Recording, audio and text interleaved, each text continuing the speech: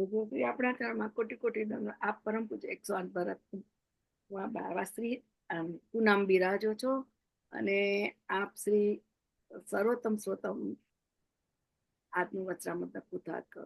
શ્રી વલ્લભાદી સખી.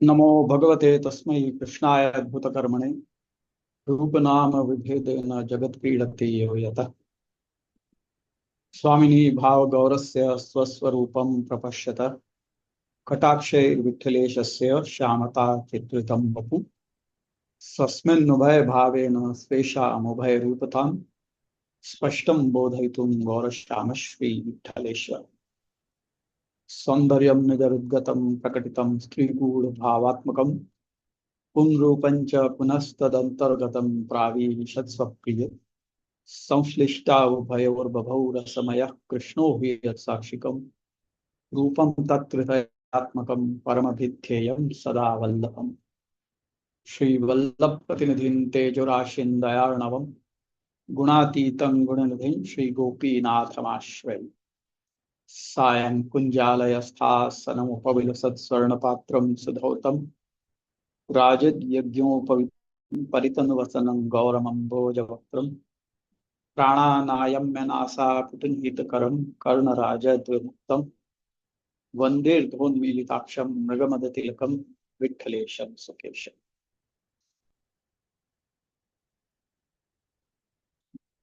आप सभी उपस्थित परम भाग्यवान सत्संगानुरागी वैष्णवन को आज के सत्र में मैं बहुत बहुत स्वागत करता हूं। और हम इन दिनों सर्वोत्तम स्तोत्र का गाहन कर रहे हैं। सर्वोत्तम स्तोत्र पर वैसे तो 7 टीकाएं उपलब्ध हैं और उन सभी टीकाओं को यदि हम एक साथ देखें तो बहुत अधिक समय लग सकता है, इसलिए एक एक टीका देखना ही अधिक उचित रहेगा। इस दृष्टि से मैंने इस बार श्री हरिराय जी की टीका पर विचार करना पसंद किया। आप सभी लोग जानते ही हैं, अब तक हम बहुत से नाम देख चुके हैं जिसमें हम पिछली बार वैश्वानर इस नाम पर रुके थे, तो वहीं से हम प्रारंभ करते हैं आज का सत्र। वैश्वानर, जैसा कि आप सभी जानते हैं कि वैश्वानर उस अलौकिक अग्नि को कहते हैं जो कि पुरुषोत्तम के मुख में विराजती है। वेद में ऐसी श्रुतियां हैं जो इस अलौकिक अग्नि का वर्णन करती हैं। वल्लभाष्टक में भी श्री गोसाई जी ने आपके अग्नि स्वरूप का वर्णन किया है। जैसा आप सभी जानते हैं कि जैसे सर्वोत्तम स्तोत्र आपका नाम रूप है, वैसे ही वल्लभाष्टक आपका स्वरूप वर्णन करता है। नाम रूप और गुण का वर्णन हमें सप्त श्लोकी में मिलता है सुरत कृष्ण प्रेमामृतम में। तो जैसा कि श्री गोसाई जी ने वल्लभाष्टकम में भी अग्नि स्वरूप का ही वर्णन किया है। तम प्रपद्ये हुताशम। हुताशम का अर्थ, हुताश का अर्थ होता है अग्नि, यानी जो यज्ञ में आहुति जिसके अंदर दी जाती है वह हुताश। हुतम अशति, जो आहुति दी जाए उसका अशन कर तो देवता को पहुंचाती है। तो यहां पर भी आचार्य चरणों को अग्नि स्वरूप कहकर हुताशम ये शब्द बताया है। देव वैश्वानरेशा ये भी शब्द आता है वल्लभाष्टकम में। श्री हुताशेति मन्ये ये भी आता है। और साथ ही एक पंक्ति आती है जिसमें कहा है उष्णत्वैक स्वभावो अप्यतिशिशिर वचः पुंज पीयूष वृष्टिर आर्ते अत्युग्र मोहा सुरन ऋषु युगपत तापमप्यत्र कुर्वन्। ये अग्नि ऐसी है जो जिसका उष्णत्व ही स्वभाव होते हुए भी अति शिशिर वचन, यानी कि आपके वचन जो हैं वो अति शिशिर, अति शीतल हैं, और पुंज पीयूष, पीयूष का पुंज, पीयूष अर्थात अमृत, अमृत का मानो समूह है जिसकी वर्षा आप आर्त जनों के ऊपर करते हैं। आर्तेषु अत्युग्र मोहासुर नृषु युगपत।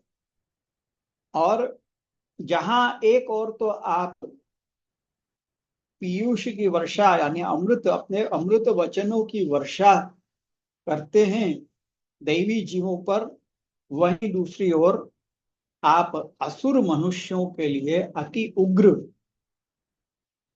स्वरूप धारण करते हैं, ताप करते हुए हैं। वहां पर आप उनको ताप कराते हैं असुर जनों को। फिर एक और पंक्ति में आता है, स्वस्मिन् कृष्णास्यतां त्वं प्रकटयसि चनो भूत देवत्वमेतत्। अपने भीतर आप कृष्णास्यता प्रकट करते हैं, कृष्ण का आस्य, कृष्ण का आस्य यानी कृष्ण का मुखारविंद। तो और मुखारविंद में अग्नि रही हुई है, अलौकिक अग्नि रही हुई है, उसका आप दर्शन कराते हैं। फिर एक और अंतिम पंक्ति में एक जगह आता है, आम्नायुक्तम यदम्भो भवनम अनलतस्तच्च सत्यम विभोयत। आम्नाय अर्थात वेदों में ये कहा गया है कि सबसे पहले पहले अग्नि उत्पन्न हुई और उसके अनंतर जल उत्पन्न हुआ है। तो वही बात यहाँ कह रहे हैं कि आम्नायुक्तम यदम्भो भवनम अनलतस्तच्च सत्यम विभोयत। वह तो सत्य ही है कि पहले अग्नि उत्पन्न हुई और फिर जल उत्पन्न हुआ। यत् सर्गादौ भूतरूपाद अभवद अनलतः पुष्करम भूतरूपम। जो सर्ग के आदि में यानी कि सर्ग के प्रारंभ में जब सृष्टि के प्रारंभ हुआ तो पहले पंच महाभूत आए, तो उसमें पहले अग्नि उत्पन्न हुई और उसके बाद जल उत्पन्न हुआ है। ये जो कहा गया है उसका यहाँ पर बताते हैं कि आनंदैक स्वरूपात त्वद अधिभूत यदभूत कृष्ण सेवा रसाब्धि। आप जो आनंद रूप हैं, आप जो अग्नि रूप हैं, आपके द्वारा यह कृष्ण सेवा रस जो प्राप्ति हुई है कि वेद में जो कहा गया है कि अग्नि से जल की उत्पत्ति, तो ऐसे आप जो अग्नि स्वरूप हैं उनके द्वारा जल रूप अर्थात रस रूप ये सेवा का मार्ग जो प्रकट हुआ है, उससे यह सिद्ध होता है कि वेद जो कहते हैं वह सत्य ही है। तो इस प्रकार वैश्वानर नाम से अग्नि रूप आपको बताया गया है। अब उस पर यहां पर एक शंका ये होती है कि अग्नि तो बिना विचार किए सबका दाह कर देती है, तो क्या आप भी स्वीय अस्वीय यानी कि जो अपने हैं निज हैं और अस्वीय जो निज नहीं है उनका विचार किए बिना सभी को मुक्ति दान ही कर देते हैं, या भक्तों को भी क्या मुक्ति ही दे देते होंगे? ऐसी यदि कोई शंका करे इस नाम के बाद, तो उसका समाधान देने के लिए अगला नाम कहते हैं कि आप तो वल्लभ हैं, अर्थात आप प्रिय हैं। वे जिनका नाम वल्लभ है ऐसे आप हैं, वल्लभाख्य। अतः वैश्वानरत्व होते हुए भी, आप में अग्नित्व होते हुए भी आप अपने निज जनों के लिए वल्लभ हैं, अर्थात आप प्रिय हैं। वल्लभ कहने से यह सूचित होता है कि जैसे प्रियतम अपनी प्रिया के लिए वही सब करता है जो उसको प्रिय लगे। अप्रिय न हो, वैसे ही आप भी निज जनों के लिए वही सब करते हैं जो निज जनों को प्रिय हो। यहाँ माधव भट्ट कश्मीरी की वार्ता स्मरण में आती है। वहां हम देखते हैं कि माधव भट्ट अपने गुरु केशव भट्ट जी के साथ वृंदावन में आपकी कथा सुनने के लिए जब आए, तब स्वयं तो आचार्य चरणों के बराबर बैठकर कथा सुनते, जबकि माधव भट्ट आप श्री के सेवकों के मध्य बैठकर सुनते थे। जब कथा समाप्त हुई, तब केशव भट्ट ने आप श्री से कहा कि मुझे आपकी कथा में कुछ बोध नहीं हुआ, जबकि माधव भट्ट को बड़ा आनंद आया। इसका कारण यही था कि केशव भट्ट जो है वो अधिकारी नहीं है, और अधिकारी नहीं होने से उनको कथा में रस की प्राप्ति नहीं हुई। परंतु माधव भट्ट ने सेवकों के मध्य बैठकर सुनी। एक अंतर यह भी है कि केशव भट्ट ने आपके बराबर बैठकर कथा सुनी,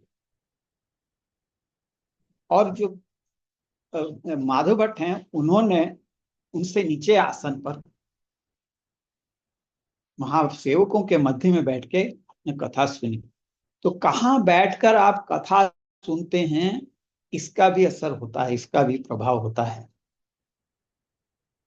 कथा रस हम कहते हैं ना, तो कथा रस कहने से रस जो होता है तरल, लिक्विड होता है, और वो लिक्विड आप अगर देखो तो नीचे की ओर ही जाता है। जल जो है वो नीचे की ओर ही प्रवाह करता है।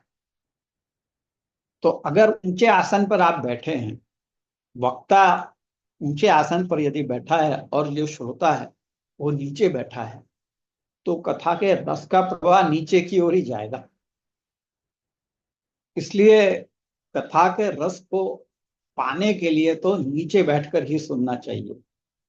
साथ में बैठकर सुनने से कथा के रस का पान नहीं किया जा सकता। और केशव भट्ट आचार्य चरणों के बराबर में बैठकर सुन रहे थे, इसलिए भी उनको बोध नहीं हुआ। और दूसरा कारण, आप वे अधिकारी नहीं थे, इसलिए भी नहीं हुआ।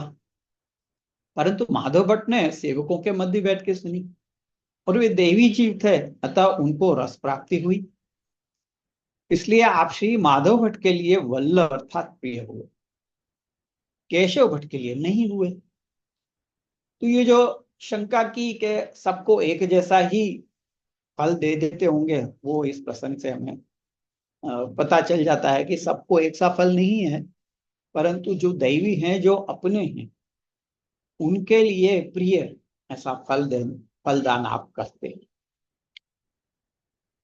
अथवा श्री हरिराय जी यहाँ पे वल्लभाख्य, इसका एक दूसरा भी अर्थ बताते हैं कि आप भगवान के लिए वल्लभा, अर्थात वल्लभा यहाँ पे स्त्री वाचक शब्द हो गया।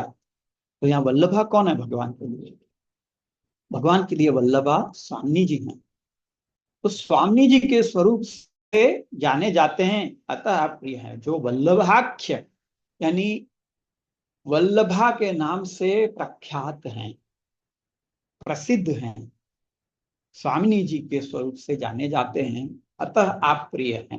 वल्लभाख्य, ये अर्थ है। अच्छा, ये नाम हो गया वल्लभा अथवा तो वल्लभ। तो भला यह आप कैसे कह सकते हैं कि आप भगवान के प्रिय हैं? इसका प्रमाण क्या है? ऐसी कोई शंका करे तो, कि भगवान तो आके हमसे कह नहीं रहे कि मुझे वल्लभ प्रिय है, आप कैसे कह सकते हो कि भगवान के प्रिय हैं आचार्य चरण? इसका प्रमाण क्या है? यदि ऐसा कोई पूछे तो उसके लिए अगला नाम कह रहे हैं कि आप सद्रूप हैं, अर्थात सत्य रूप हैं। भगवान जैसे सत्यात्मक हैं, वैसे आप भी सत्यात्मक। इसलिए आपके प्रियत्व का होना, प्रियत्व का तो कहना ही क्या, ये भाव है। जैसे भगवान सद्रूप हैं, सत्य रूप हैं, वैसे ही आप भी सद्रूप हैं, सत्यात्मक हैं। अथवा सत्यात्मक होने के कारण भगवद आज्ञा पूर्वक भगवान द्वारा विचारित मार्ग का जिस प्रकार प्राकट्य हो, उसके लिए स्वयं का प्राकट्य बोधित होता है, यानी जाना जाता है। क्योंकि भगवान की आज्ञा पूर्वक भगवान द्वारा विचारित मार्ग, भगवान ने जो विचार करके रखा हुआ है दैवी जीवों के लिए, अपने निज जनों के लिए, उस प्रकार के मार्ग का प्राकट्य हो, उसके लिए स्वयं का प्राकट्य है, यानी कि आचार्य चरणों का प्राकट्य है, इसलिए आप प्रिय हैं, ये भाव है। आप श्री जब गंगा सागर पधारे तब प्रथम बार भगवान के द्वारा स्वधाम पधारने की आज्ञा हुई। ये तथ्य भी यही सिद्ध करता है कि आप भगवान को कितने प्रिय हैं। और ये आज्ञा एक बार नहीं अपितु 3 बार हुई है, 3 बार हुई है।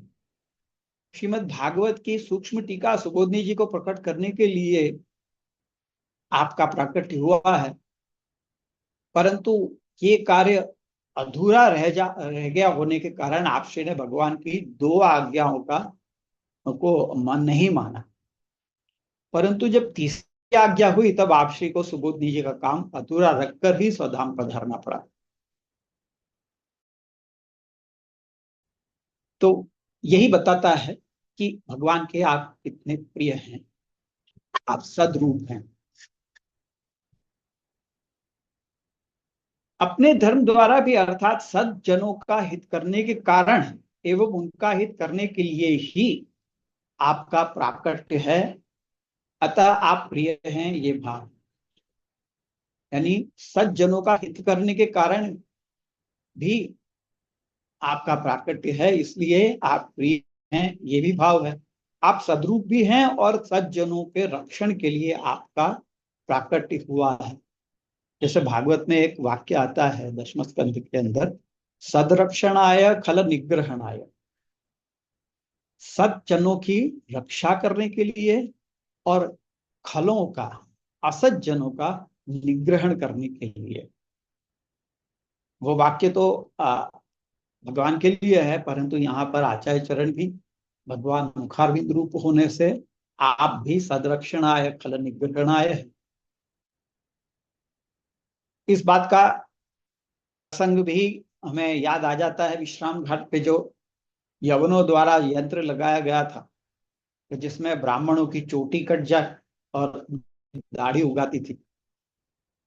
इस यंत्र का प्रतिकार करने के लिए, इसका विरोध करने के लिए आपने जौनपुर राज्य के द्वार पर ऐसा यंत्र लगवाया कि जिससे मुल्लाओं की दाढ़ी उड़ के उनकी चोटी उगाती थी। जब ये बात वहां के बादशाह तक पहुंची तो उसने कहा कि ये क्या, इसको हटाओ। तो आचार्य चरणों ने भी आज्ञा करी कि ये हम हटा देंगे, पर आप वो यंत्र हटवाओ जो विश्राम घाट पे लगाया गया है हमारे ब्राह्मणों के लिए। तो इस प्रकार आपके आज्ञा, आपने ऐसी शर्त रखी तो वो यंत्र वहां से हटाना पड़ा। तो इस प्रकार आप हितकृत सताम भी हैं, ये उस बात का द्योतक है। यानी सज्जनों का हित करने के लिए जिनका प्राकट्य है, ऐसे आप। अब न केवल वाणी से अपितु कृति द्वारा भी हित करने का बोध कराने के लिए अगला नाम कह रहे हैं कि आप केवल वाणी से ही सज्जनों का हित नहीं करते, परंतु आपकी कृति भी ऐसी है कि जिससे सज्जनों का हित होता है। तो वो क्या है, तो उसके लिए अगला नाम हम देखते हैं।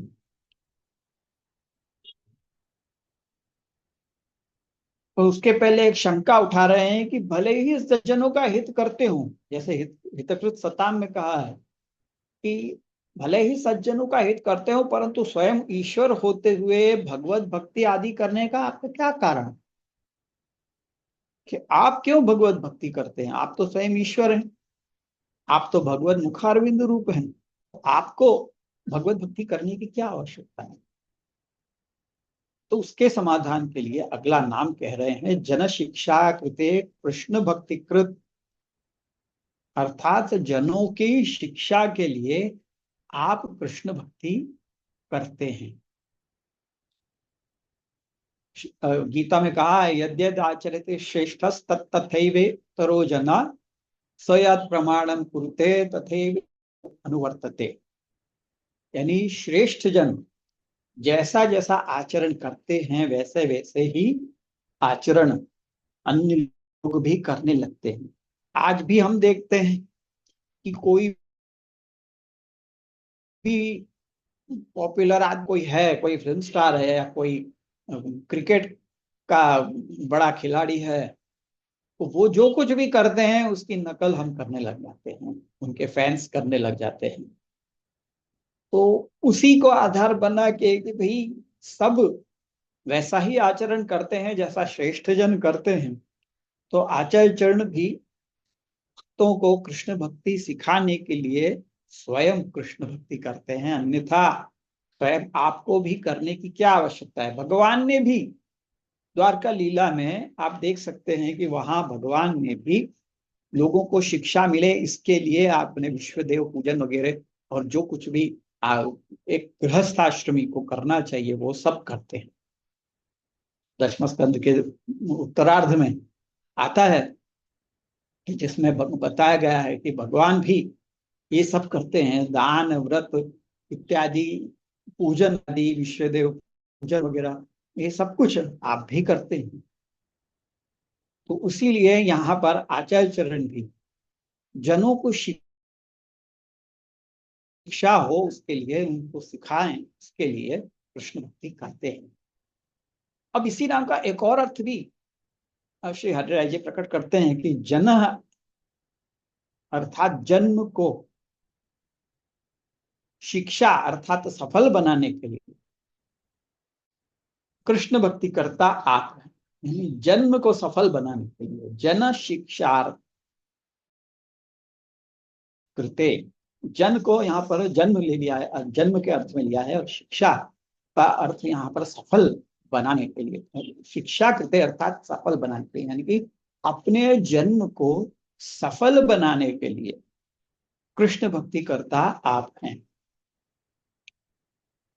अब यहाँ जन और कृष्ण कहने से सभी निस्साधन जीवों को भगवत प्राप्ति सूचित होती है। जन अर्थात साधारण जन, सामान्य जन, और कृष्ण कहने से सभी निस्साधन जीवों को भगवत प्राप्ति सूचित होती है। कृष्ण कौन?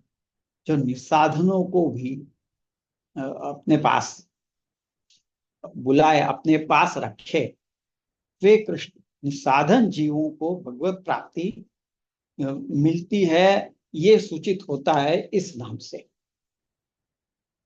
दामोदर दास संभल वाले के घर में आप श्री विराजे और उनको द्वारकाधीश की सेवा सिखाई। वहां पर आपने प्रथम बार जो राज सेवा प्रकट की है, तो इस प्रकार आपने वैष्णवों को कृष्ण भक्ति का प्रकार सिखाया। बहुत से वैष्णवों की वार्ता में आता है कि आपने उनके घर विराज कर उन्हें पूरी सेवा का प्रकार सिखाया है। तो ये आपके जन शिक्षा कृते कृष्ण भक्ति कृत इस नाम को सार्थक करता है। अब इसी नाम को साधन बना के अगला नाम कहते हैं कि स्वतः फलदान पर्यंत आपका कृष्ण भक्ति कर्तापन है। यानी केवल कृष्ण भक्ति सिखाने के लिए ही कृष्ण भक्ति नहीं करते, अपितु कृष्ण भक्ति से स्वतः फलदान भी करा देते हैं। ये अगले नाम से सूचित होता है, निखिलेष्टद इस नाम से। निखिलेष्टद अर्थात आप निखिल, निखिल का अर्थ होता है सर्व, तो सर्व इष्ट फलों के दान करता। निखिल इष्ट दह, ये जो दह है इसका अर्थ होता है दाता अथवा दान करता। तो सर्व इच्छित फलों के दान करता आप हैं, इस अर्थ में निखिलेष्ट दह, अथवा निखिलों को इष्ट फल देते हैं, ये अर्थ है। निखिलों को यानी सभी को इष्ट फल देते हैं। जो जो जिसकी जैसी इच्छा हो उसको उस प्रकार का फल, अथवा तो जो जो जिसका अधिकारी है उस प्रकार का फल आप देते हैं, यह अर्थ। अथवा हरिराय जी और भी अर्थ बताते हैं कि जो भी भगवदात्मक इष्ट है, यानी इच्छित से लौकिक फल की बात नहीं है, भगवदात्मक जो कुछ भी इच्छित है वो निखिल सर्व के दाता आप हैं। उन सभी जो कुछ भी भगवदात्मक इष्ट है, जो भगवत सुख के लिए आप इच्छा करते हैं, आपके भक्त जो कुछ भी भगवत सुख के लिए इच्छा करते हैं, उस भगवत सुख की इच्छा का दान आप करते हैं, इसलिए आप निखिल इष्ट करते। अथवा एक और अर्थ भी करते हैं कि निखिल यानी कि सर्वरूप भगवान, भगवान निखिल हैं। निखिल का अर्थ होता है सर्वरूप, कि सब सर्व जगत भगवत रूपी तो है, तो आप सर्वरूप हुए भगवान। तो भगवान से भी सर्वरूप, ऐसे भगवान से भी अधिक इष्ट स्वस्वरूपात्मक के दाता आप हैं। यहाँ पर दामोदर दास संभल वाले की ही वार्ता का, वहां हम देख सकते हैं कि दामोदर दास के हरि शरण होने के पश्चात उनकी प्रभु सेवा संबंधी सब वस्तुएं दासी सहित उसकी स्त्री ने आचार्य चरणों के पास भिजवा दी, क्योंकि उसका पुत्र तो म्लेच्छ था और वो आके संपत्ति ले जाए भगवत संबंधी जो कुछ भी, क्योंकि दामोदर दास संभल वाले तो बड़े परम भगवदीय थे और सब कुछ उनका तो भगवान के लिए ही भगवान ठाकुर जी के लिए ही उन्होंने समर्पण किया हुआ था। तो कहीं वो आके न ले जाए, इसलिए सब कुछ जितना भी था वो सब कुछ आपने, उनकी स्त्री ने दासी सहित सब वस्तुएं आचार्य चरणों के पास एक नाव में पधरा के भिजवा दी, और आपसी ने उसकी दासी को सदैव लीला प्रवेश तक का फलदान किया। अब केवल कृष्ण भक्ति ही नहीं सिखाते, अपितु स्वयं स्वतः फलदान भी करते हैं। ये इस प्रसंग से हमें पता चलता है कि आप फलदान भी करा देते हैं, दासी को भी सदैव लीला प्रवेश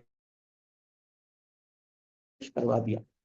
तो निखिला नहीं हो तो ये कैसे संभव था। इसलिए ये प्रसंग हमको बताता है कि निखिल इष्टद आप हैं। अब इसी पूर्व नाम के अर्थ को दर्शाने वाला अगला नाम कह रहे हैं, अर्थात आप निखिल इष्ट के दाता होने के कारण यही है कि आप सभी अलौकिक लक्षणों के से संपन्न हैं। आपका अगला नाम है सर्व लक्षण संपन्न। जो सर्व लक्षण संपन्न होता है वही निखिल इष्ट का दाता हो सकता है। इसलिए आप सर्व लक्षण संपन्न हैं, अर्थात आप सभी शुभ अलौकिक लक्षणों से संपन्न हैं। जनों को भक्ति की शिक्षा देते हैं और साथ ही ज्ञान के भी दाता होने से आप सर्व लक्षण संपन्न हैं। अथवा आप सर्व अर्थात भगवान के सभी लक्षणों से पूर्ण हैं,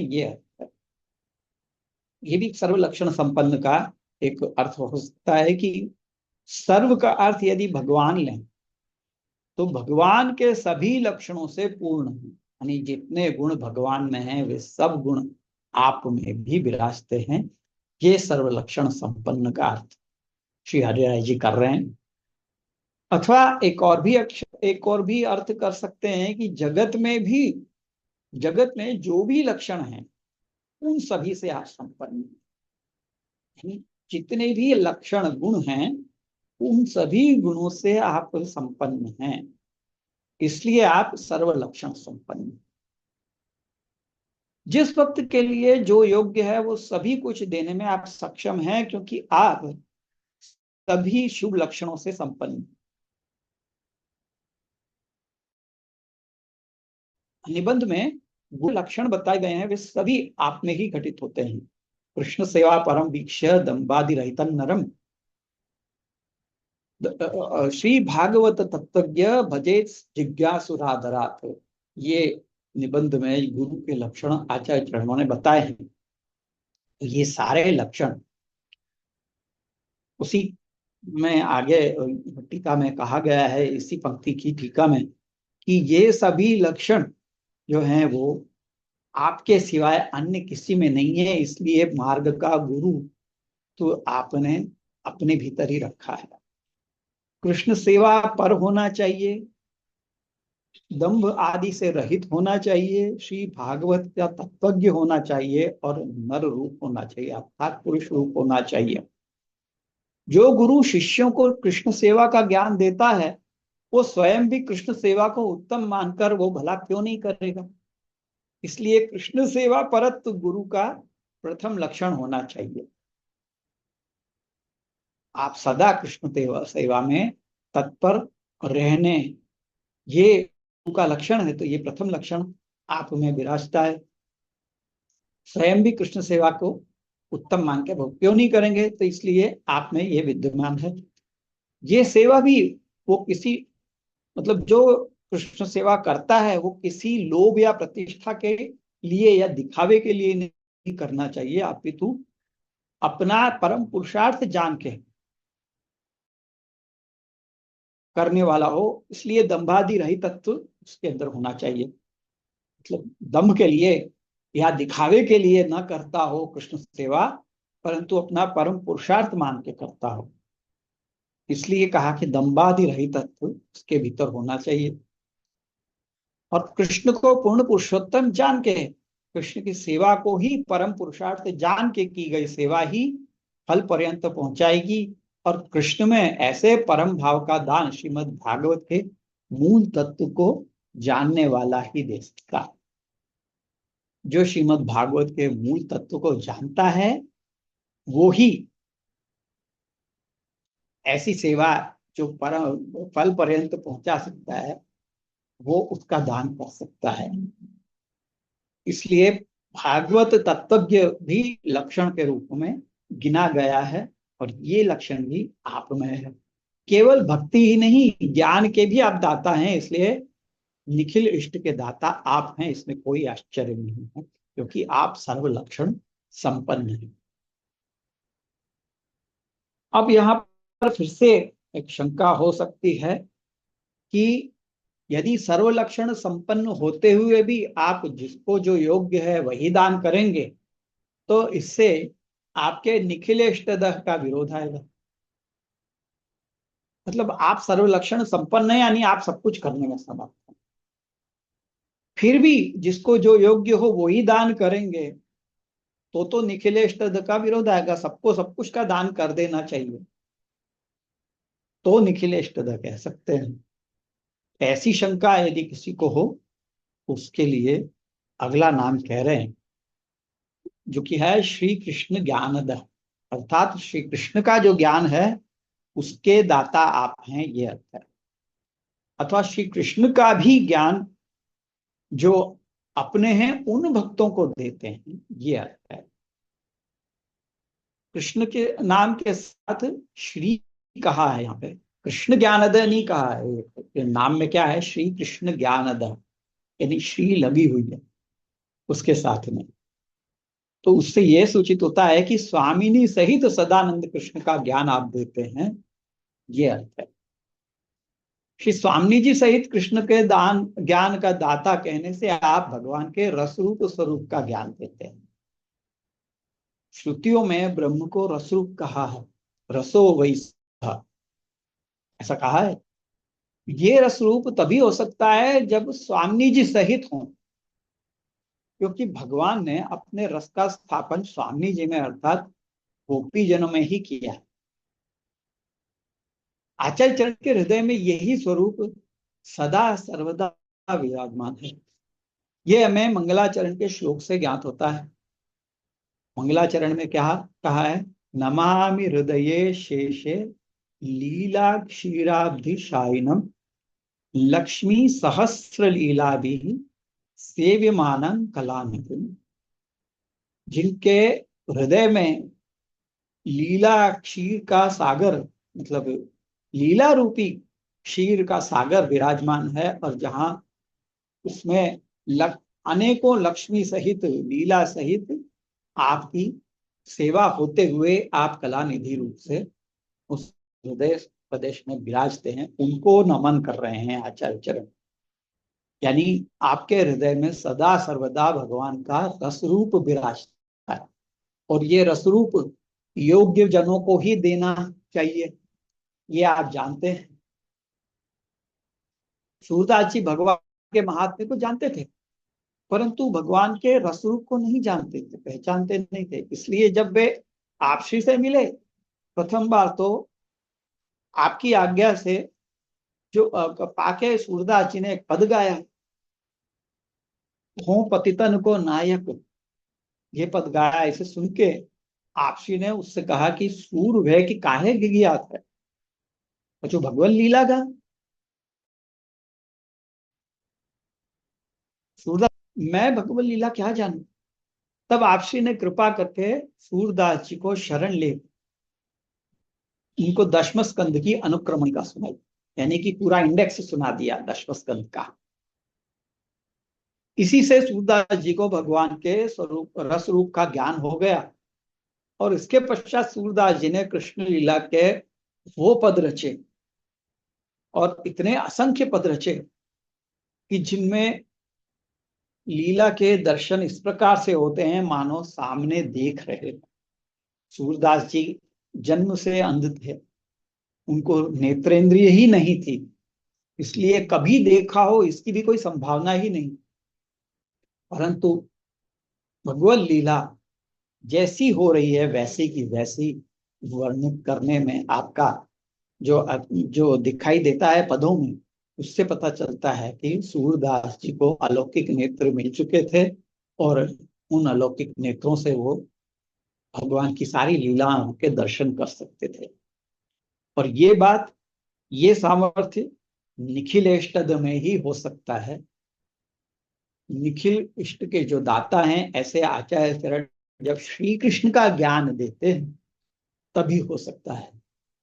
जो श्री कृष्ण ज्ञानद हो और जो निखिल इष्टद हो, वही ऐसा सामर्थ्य देने का सामर्थ्य। तो ये आप श्री के श्री कृष्ण ज्ञानद होने का प्रमाण है, सूरदास जी वाला प्रसंग। अथवा एक और अर्थ भी श्री हरिराय जी इस नाम का बताते हैं कि श्री कृष्ण का भी स्वामिनी के वियोग में मोह उत्पन्न होने के पश्चात तो उस मोह का निवारण करने वाला ज्ञान आप देते हैं, ये अर्थ है। अब शंका ये उठती है कि भगवान के स्वरूप का ज्ञान तो कपिल देव से भी प्राप्त हो जाता है। कपिल देव ने तृतीय स्कंद में भगवत स्वरूप का ज्ञान दिया अपनी माता देवहूति को, तो उससे अधिक यहाँ पे क्या है? कपिल देव जी ने जो ज्ञान दिया है उससे अधिक यहाँ पे कौन सा ज्ञान? तो उसका समाधान अगले नाम से मिलता है कि आप गुरु हैं। क्योंकि भगवत स्वरूप का ज्ञान तो कपिल मुनि द्वारा भी मिलता है, फिर भी पुष्टि मार्गीय कृष्णात्मक स्वरूप का ज्ञान तो आप ही देते हैं। अतः गुरुत्व तो आप में ही है, अन्यों में नहीं। जैसा कि आचार्य चरणों ने आज्ञा की है, कौंडिन्यो गोपिका प्रोक्ता गुरव साधन तत्।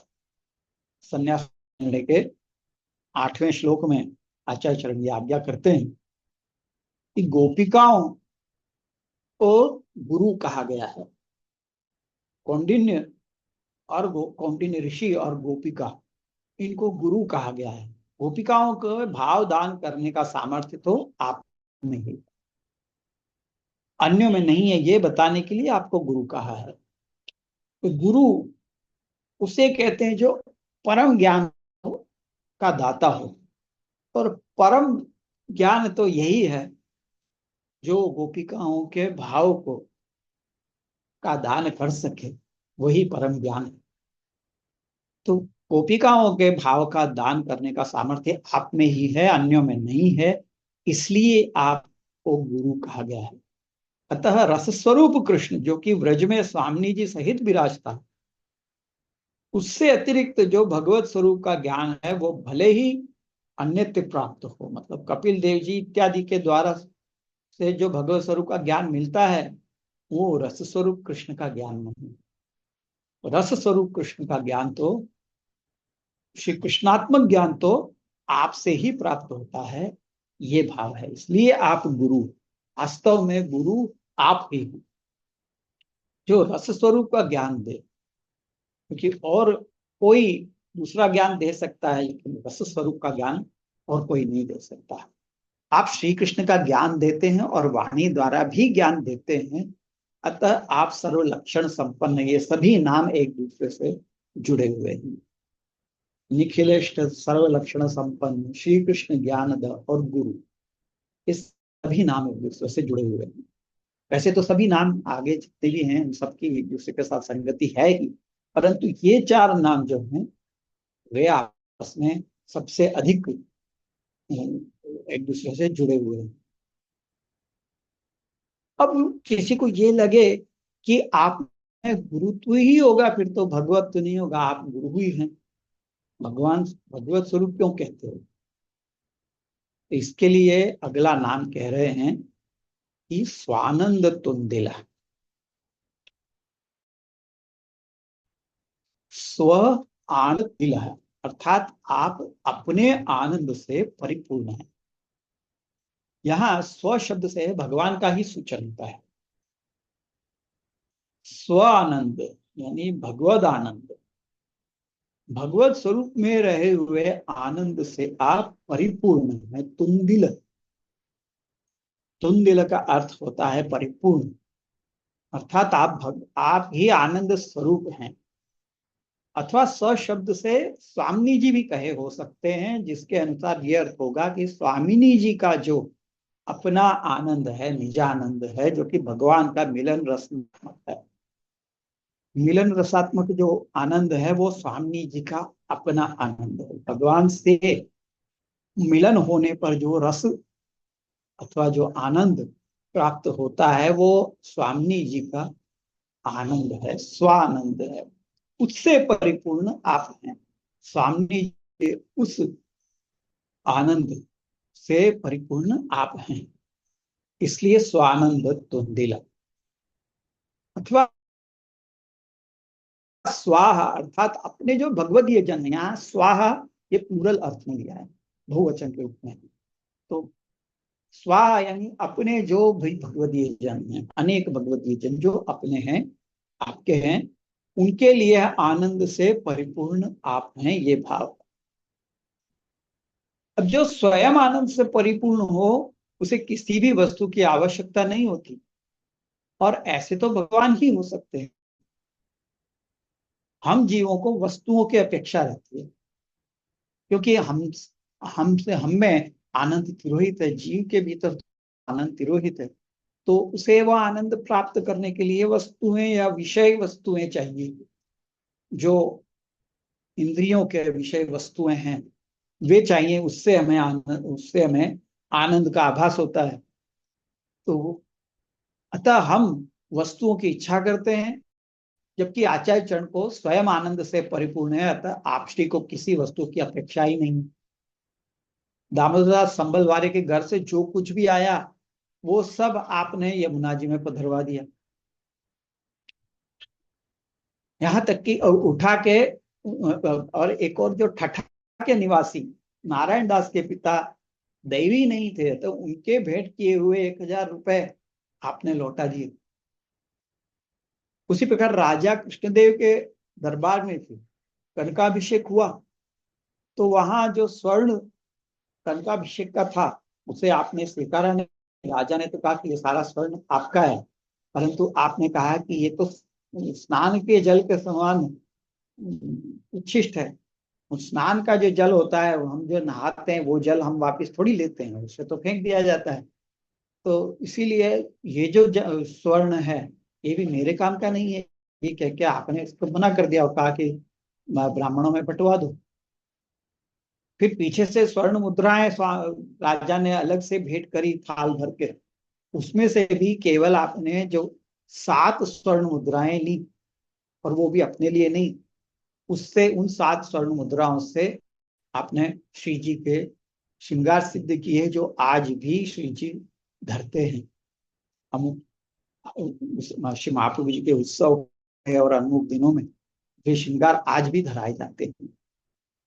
तो आपने उन मुद्राओं को भी दैवी जान के स्वीकारा था और उनका भी विनियोग श्री जी में ही की सेवा में ही किए। ये सब आपके स्वानंद तुंदिल होने का प्रमाण है कि आपको किसी वस्तु की आवश्यकता नहीं है, आप अपने आनंद से ही परिपूर्ण हैं। अब शंका फिर से ये भी उठती है कि आप स्वयं आनंद से परिपूर्ण हो सकते हैं, परंतु इससे स्त्रियों को क्या फल में प्राप्त होता है? आपके जो भक्त हैं भगवदीय, उनको क्या फल प्राप्त होता है? तो समाधान के लिए अगला नाम कह रहे हैं, पद्म दलायत विलोचन, अर्थात कमल के दल के आकार वाले नेत्र जिनके हैं ऐसे आप पद्म दल के आकार के समान विशाल नेत्रों वाले। इससे यह सूच पद्म दल यानी कमल का जो एक पत्ता होता है, एक पत्ती कमल की, सहस्त्र दल होते हैं या अष्ट दल होते हैं, उसका एक दल आप निकालो तो उसका आकार कैसा होता है? ऐसे पत्ती का जैसा होता है, वैसे विशाल नेत्र वाले हैं उसका पद्म दल। उसी लोचन उसी को कहते हैं कि जिसके बड़े बड़े नेत्र हों, और इससे यह सूचित होता है कि आप भक्तों को दृष्टि द्वारा ही पूर्णता करा देते हैं। पद्म दल कहने से ताप का अपनोदक, ताप शांत करने वाला कहा जा रहा है। पद्म दल में जो आरक्त रेखाएं होती हैं, आप अगर पद्म दल कमल का दल एक निकाल के देखेंगे तो उसमें आपको एक लाल लाल रेखाएं भी दिखाई देंगी। तो पद्म दल में जो आरक्त रेखाएं होती हैं, वैसी रेखाएं आपके भी नेत्रों में, जो कि इनके मकरंद पूर्ण होने का सूचन करती हैं। मकरंद रस जो है वो पद्म जो कमल है उसके अंदर होता है, तो उसकी सूचना हमको उसकी रेखाओं से मिलती है। तैसे ही आपके नेत्रों में भी लाल आरक्त रेखाएं दृष्टिगोचर होती हैं और उनमें रस भरा हुआ है, मकरंद पूर्ण है, ये सूचन होता है। जो भक्त मधुप होकर यानी कि भंवरे होकर आपके संग लगे रहते हैं, उन्हीं के द्वारा आप सेव्य। पद्मदल कहने से आपके नेत्रों की मनोहरता का भी बोध होता है कि मन को हर लेती हैं आपके नेत्र। नहीं, शांत और शीतल नेत्र होते हैं कि जो देखता है वो मोहित हो जाता है। आपके नेत्रों की इस प्रकार की विशेषता कहकर इनकी स्वामिनी भाव युक्तता भी सूचित होती है, यानी आप स्वामिनी जी के भाव से युक्त हैं, ये भी सूचित होता है पद्म दलायत विलोचन कहने से। दामोदर दास हरसानी जैसे आपके अनेक भक्त ऐसे जिनको केवल आपकी ही सेवा में परिपूर्णता प्राप्त हो जाती है, फिर उन्हें भगवत सेवा का साधन करने की भी आवश्यकता नहीं रहती। माधव भट्ट कश्मीरी, कृष्णदास मेघन आदि जैसे आपके सेवक इसीलिए सदा आपके साथ ही रहते हैं। ये मानो वो भंवरे हैं जो सदा पद्म दल के साथ, मतलब कमल के ऊपर मंडराते रहने वाले भंवरे के समान ये जो भक्त हैं आपके, वो सदा आपके साथ ही रहते हैं।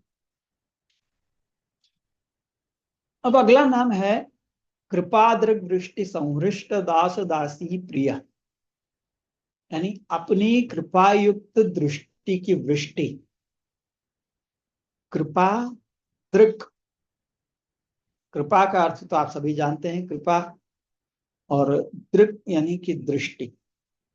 कृपा दृक वृष्टि, कृपा दृष्टि की वर्षा से संहृष्ट, सम्यक प्रकार से हर्षित, अच्छी तरह से हर्षित, प्रसन्न दास दासियों के आप प्रिय हैं। ये इस नाम का अर्थ। अपने भक्तों को आप श्री इतने प्रिय हैं कि दामोदर दास हरसानी जैसे भक्त आपकी सेवा में, आपकी निद्रा में व्यवधान ना आए, इसके लिए ठाकुर जी को भी रोक सकते हैं इशारे से। वो प्रसंग आप सभी को ज्ञात ही है कि कैसे आप एक बार दामोदर दास हरसानी के गोद में सर रख के आप ओढ़े हुए थे और सामने से श्रीनाथ जी पधारे, तब दमला जी ने हाथ के इशारे से ठाकुर जी को भी रोक दिया था कि अभी आप मत पधारो, यहाँ आप ओढ़े हुए हैं, आपके नींद निद्रा में खलल आएगा। तो ये इसीलिए उनके मतलब ऐसी धृष्टता भी कर बैठते हैं आपके जो अनन्य भक्त हैं, क्योंकि आप जो भक्त हैं उनके जो हैं वो आपकी कृपा दृष्टि की वर्षा से इतने अच्छी तरह से प्रसन्न और हर्षित रहते हैं कि आपको अन्य किसी वस्तु की अपेक्षा ही नहीं रहती लोग आपके भक्तों को। अथवा कृपा दृष्टि की वर्षा द्वारा जो दास हुए हैं वे दासी भाव से प्रिय है। कृपा दृष्टि संवृष्ट दास दासी प्रिय, यानी दासी भाव से प्रिय हैं जिनको, ऐसे आप।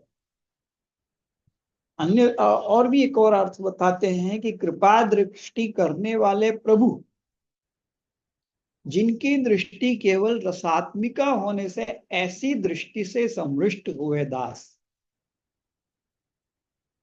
कृपा दृष्टि की वर्षा करने वाले प्रभु, उनकी ऐसी कृपा दृष्टि की वर्षा से समृष्ट हुए दास जो गोपगण, जिनका दशम स्कंद के 12वें अध्याय में पाद संवाहनन चक्रु का वर्णन आता है। 17वें श्लोक में कहा है कि भगवान जब गौचारण के लिए पधारते हैं तो वहां पे भगवान को चराते हुए वृक्षों के नीचे गोप बालकों द्वारा किए हुए फूल पत्ती के तल्प में शयन करते हैं, और तब गोप बालक आपके दास्य का आनंद लेते हैं। पाद संवाहनन चक्रु केचिदस्य महात्मनः अपरे हृत पापमानो व्यजति समबीजयत्। यानी कुछ प्रभु की चरण सेवा करते हैं तो अन्य प्रभु को की पंखा की सेवा करते हैं। श्री सुबोधि जी में आप आज्ञा करते हैं कि ये भगवान को की क्या, ये भगवान की ही भक्ति सहित भक्ति रस सहित लीला है। तो ऐसे जिनके दास हैं और दासियां भी, गोपीजन जिनका 26वें अध्याय में तक्तात्मनाम पुरुष भूषण देहि दास्यम और भवाम दास्य इत्यादि श्लोकों में वर्णन आता है कि रास पंचाध्याय के प्रसंग में गोपीजन भगवान के द्वारा दी गई व्रज में पुनः लौट जाने की आज्ञा को सुन के कुछ विनती करती हैं। यहाँ पे कहती हैं कि हमारा अब ब्रज में लौट कर जाना तो हो ही नहीं सकता, क्योंकि हम तो सर्व विषयों का त्याग करके आपके चरणों में प्राप्त हुई है। एक बार त्यागी हुई वस्तु का पुनः ग्रहण तो नहीं हो सकता। हम तो आपकी दासियां हैं जो आपके लिए आपके विरह ताप से तप्त हैं। हम पर अपना वरद हस्त रखिए और हमारा दास स्वीकार कीजिए। तो जो गोपियां इस प्रकार के भाव वाली, इन गोपों और गोपीजनों के जैसे भाव वाले भक्तजन जिनको प्रिय हैं, ऐसे आप, मतलब जिन पर कृपा दृष्टि हुई है, ऐसे जो गोप गणदास और जिन पर कृपा दृष्टि की वर्षा हुई है, ऐसे गोपी जन जो दासियां दास दासी, इनके भाव वाले भक्तजन जिनको प्रिय हैं, ऐसे आप उनको कहा है कृपा दृष्टि संवृष्ट दास दासी प्रिय। दास दासियों का पतित्व कहकर अब अगले नाम में उनका स्वामित्व कहते हैं कि आप पति हैं। पति अर्थात भर्ता, जो भरण करता है, जो भार वहन करता है, वो भर्ता कहलाता है। भर्ता उसे कहते हैं जो स्वयं हर प्रकार के भय से रहित हो, और जो भयातुर हैं उनका सर्व प्रकार से अनायास रक्षण करने में समर्थ हो। यानी जो भय से आतुर हैं, जो खुद तो स्वयं तो हर प्रकार के भय से रहित हो, और जो भयातुर हैं उनका सर्व प्रकार से अनायास रक्षण करने में समर्थ हो। ऐसे पतित्व भाव अपन केवल आप ही हैं, अन्य कोई नहीं हो सकता। ऐसा पतित्व तो आप में ही है। श्रीमद् भागवत में एक श्लोक आता है 5वें स्कंध के अंदर जहां पे लक्ष्मी जी कहती हैं कि सवई पति स्याद अकुतो भय स्वयं समंत तक पाति भयातुरंजनम। अर्थात पति तो उसी को कहेंगे कि जो हर ओर से स्वयं निर्भय हो, मतलब स्वयं को किसी प्रकार का भय न हो और अपने भयातुर जनों की हर ओर से रक्षा करने में समर्थ हो। क्या लौकिक पति ऐसा हो सकता है?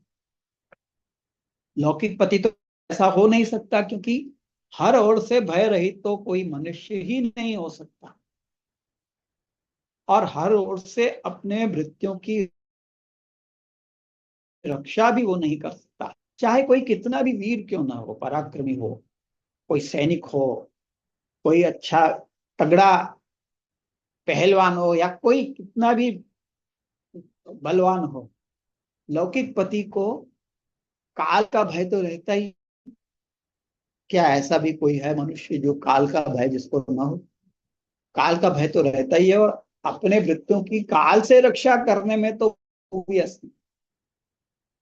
जो अपने सेवक हैं उनकी काल से रक्षा करने में लौकिक पति जो होता है, लौकिक स्वामी जो होता है, वो तो काल से रक्षा नहीं कर सकता। काल से रक्षा तो भगवान ही कर सकते हैं। यहाँ तक कि अगर कोई रोगी है, किसी को कोई बड़ा रोग हो गया है, जा जाके कहाँ जाएंगे आप? किसी वैद्य के पास जाएंगे, डॉक्टर के पास जाएंगे, सर्जन के पास जाएंगे? वो भी आखिर में तो यही कहते हैं ना कि आप भगवान से प्रार्थना करो। तो उनसे ऊपर तो भगवान ही है, वो भी काल से रक्षा तो नहीं कर सकते। इसलिए भगवान ही जीवों के वास्तविक पति हुए। और आचार्य चरण भगवत मुखारविंद अवतार होने से आप भी अपने भक्तों के पति हैं। इसका एक उदाहरण हमको गुजरात के चोइला गांव के कृष्णदास की वार्ता में मिलता है। यहाँ कृष्णदास की जो स्त्री थी, कृष्णदास कैसे शरण में आए इसका प्रसंग बता रहे हैं कि कृष्णदास की जो स्त्री थी वो मिट्टी खोदने के लिए गई थी, और तब एक बड़ा मिट्टी का टीला अचानक ढह गया, वो एकदम गिर गया, और वो स्त्री के ऊपर ही पूरा, मतलब जिसे हम कहते हैं ना कि साधारण शब्दों में लैंडस्लाइड, तो वहां पे लैंडस्लाइड हो गया और पूरी मिट्टी के नीचे दब के वो कृष्णदास की स्त्री जो है वो वहीं नीचे दब गई और वहां मर गई। आचार्य चरण वहां पधारे, तब आपने वेद मंत्र बोल के उस स्त्री को जीवित किया। इस प्रकार काल से भी रक्षा करके आपने अपना पतित्व सिद्ध किया है कि काल से रक्षा तो कोई नहीं कर सकता, केवल भगवान ही कर सकते हैं, और वही आपके भीतर है, पतित्व है। यदि यूं माने कि ऐसा भक्तों का पतित्व भगवान में ही है, तो भी भगवान को पति रूप से जानने में कारण भी तो आपकी आज्ञा ही है। किसने बताया कि सबके पति कौन है? भगवान को पति के रूप में जानने का कारण भी तो आप ही हैं, आपकी आज्ञा ही है। इसलिए आप भगवत स्वरूपात्मक हैं ये बताने के लिए आपको पति कहा। नहीं तो दो पति हो जाने से बाद आ सकता है, भगवान भी पति और चाहे चरण भी, दो दो पति होने से बाद हो सकता है। भगवत स्वरूपात्मक हैं ये बताने के लिए आपको पति कहा है कि भगवान है और आप में कोई भेद नहीं है, ये बताने के लिए आपको पति कहा है। अब पति बता के किस प्रकार से पति रक्षा करता है ये भी बताना चाहिए, जो कि अगले नाम में बताया जाता है कि आप किस प्रकार से अपने सेवकों की रक्षा करते हैं। आपका अगला नाम है रोषदृक्पात संप्लुष्ट भक्त द्विट, अर्थात जिनकी रोष युक्त दृष्टि के पात से, पात अर्थात गिरना, तो रोष युक्त दृष्टि, मतलब रोष का अर्थ है क्रोध, क्रोध युक्त दृष्टि जिनके ऊपर पड़ती है वो फिर संप्लुष्ट हो जाते हैं, मतलब पूरे दग्ध हो जाते हैं, अच्छी प्रकार से दग्ध हो जाते हैं, जल जाते हैं। ऐसे आप हैं। आपकी क्रोध दृष्टि किसी पर पड़ी तो फिर वो बचता नहीं। रोष अर्थात क्रोध कह के भगवान में दोषों का अभाव सूचित होता है। दशम स्कंद के पूतना मोक्ष के अध्याय में श्लोक 10 से 12 में भगवान के रोष का वर्णन है, जिसमें प्रभु के रोष का वज्र के समान गिरना बताया है।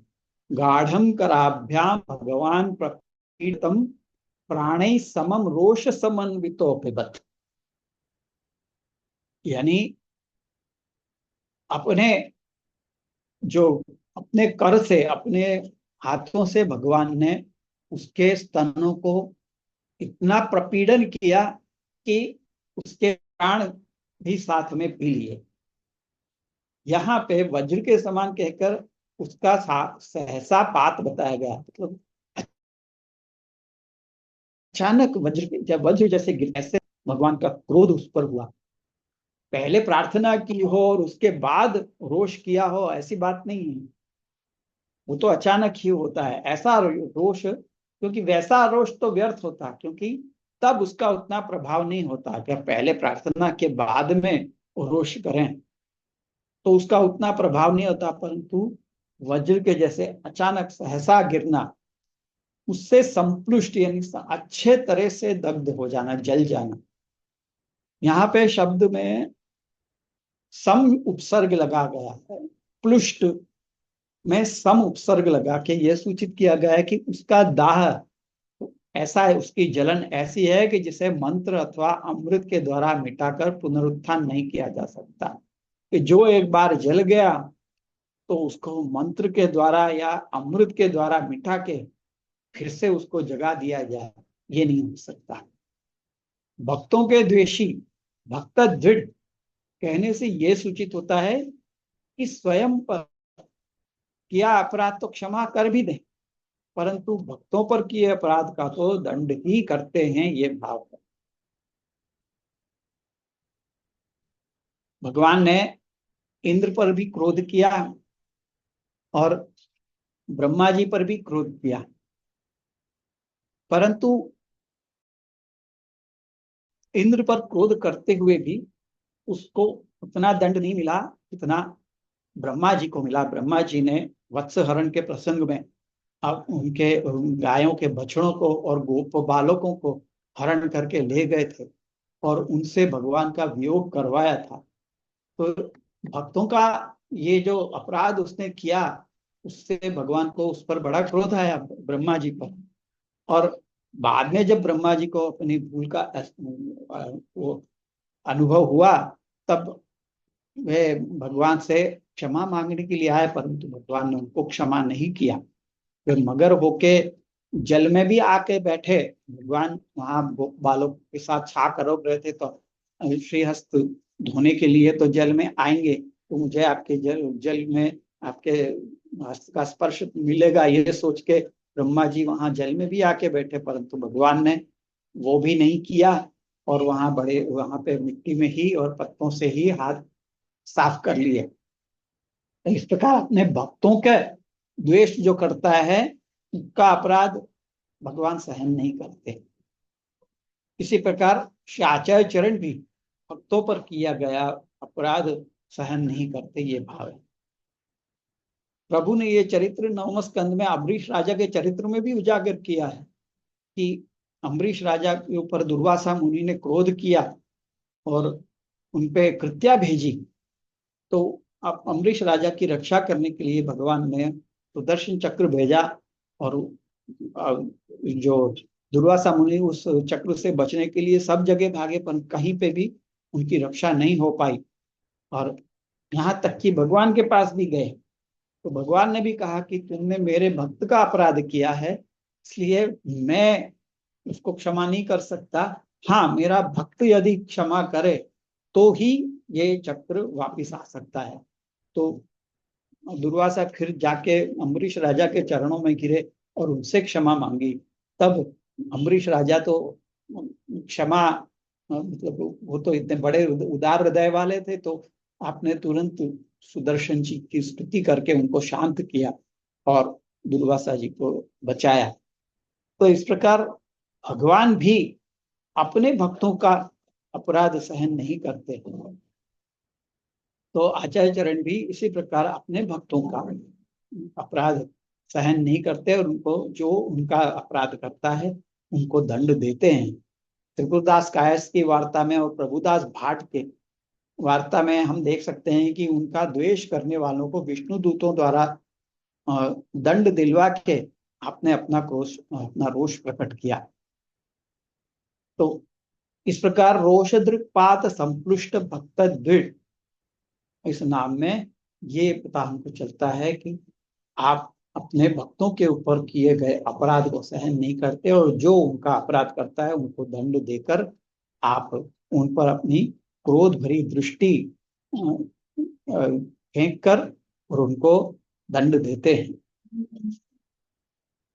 तो अब शंका ये होती है कि आपका रोष इतना सामर्थ्य रखता है तो कभी भक्तों पर भी रोष दृष्टि कर देते होंगे, कभी ऐसा हो सकता है कि भक्तों पर ही रोष आ जाए? तो उसका समाधान देते हैं अगले नाम में। कहते हैं कि आप भक्त सेवित हैं, अर्थात आप भक्तों द्वारा सेवित हैं। सेवन उसी का किया जाता है जिसमें रुचि हो, और यदि आप भक्तों पर ही रोष कर देते होते तो भक्त आपका सेवन ही नहीं करते। इसलिए ये शंका व्यर्थ है कि आप भक्तों पर भी रोष कर देते होंगे। महावन की क्षत्राणी सहित ऐसे अनेक वैष्णव हैं जिन्होंने केवल आप ही की सेवा की, स्वरूप सेवा पधराने की उनको आवश्यकता ही नहीं लगी। महावन की क्षत्राणी को आपने अपने चरणों की छाप दी थी, जिनकी वो बड़े हर्षपूर्वक सेवा करती थी। इसलिए आप भक्त सेवित हैं। इससे पता चलता है कि भक्तों के ऊपर आप रोष नहीं करते और बहुत आनंद पूर्वक भक्त आपकी जो है वो सेवा करते हैं। परंतु यहाँ पे एक शंका ये भी होती है कि सेवन तो कभी कभी कोई और उपाय न रहने पर भी किया जाता है, भले ही उससे दुख होता हो। जैसे कि हमें कोई रोग हो जाए तो हम दवा का सेवन करते हैं, हमें वैद्य दवा देता है कि आप इस दवा का सेवन करो। तो दवा से भले ही हमको कष्ट होता है, कड़वी लगे कुछ भी करे, लेकिन कष्ट होता है, पर फिर भी हम उसका सेवन करते हैं। तो कहीं ऐसा ही सेवन आप श्री का भी तो भक्त नहीं करते? ऐसा यदि कोई शंका उठाए तो उसको अगले नाम से दूर कर देते हैं, जो कि है सुख सेव्य। आप सुख सेव्य हैं, यानी आप सुख पूर्वक सेवन योग्य हैं।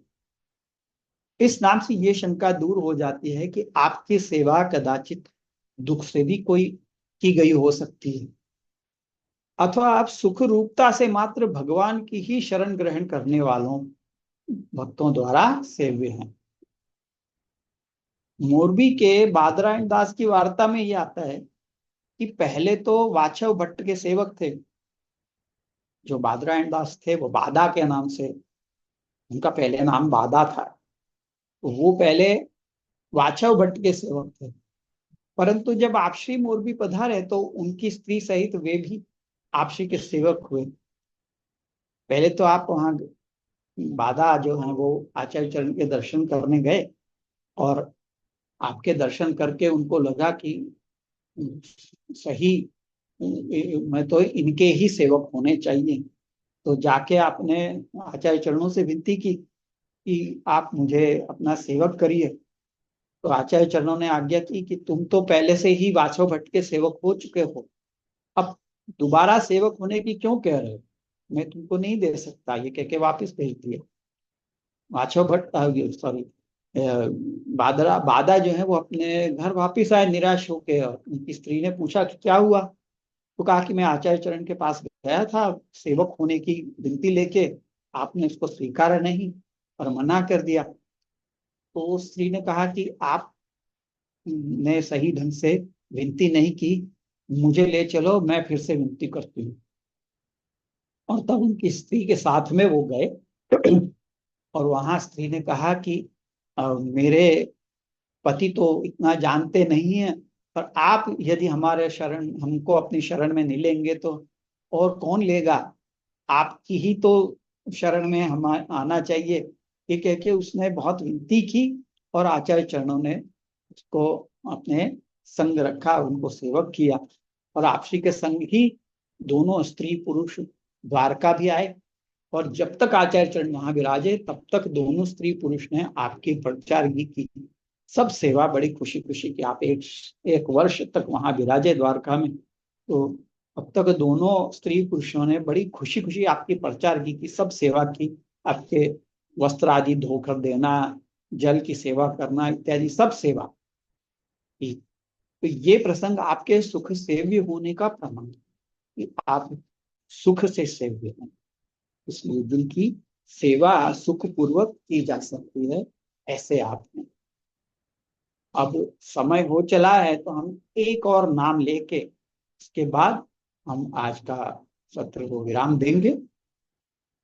कि इसके बाद का नाम है दुराराध्य।